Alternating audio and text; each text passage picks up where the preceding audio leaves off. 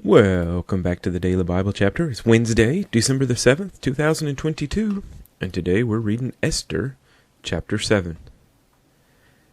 So the king and Haman went to dine with Queen Esther, and on the second day, at the banquet of wine, the king again said to Esther, "What is your petition, Queen Esther?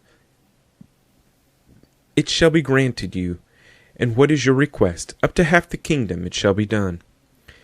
Then Queen Esther answered and said, "If I have found favor in your sight, O king, and if it pleases the king, let my life be given me at my petition, and my people at my request.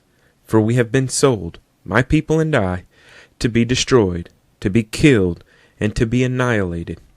Had we been sold as male and female slaves, I would have held my tongue, although the enemy could never compensate for the king's loss."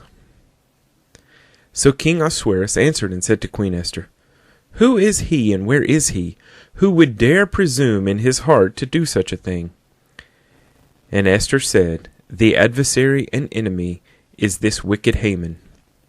So Haman was terrified before the king and queen. Then the king arose in his wrath from the banquet of wine, and went into the palace garden. But Haman stood before Queen Esther, pleading for his life, for he saw that evil was determined against him by the king. When the king returned from the palace garden to the place of the banquet of wine, Haman had fallen across the couch where Esther was.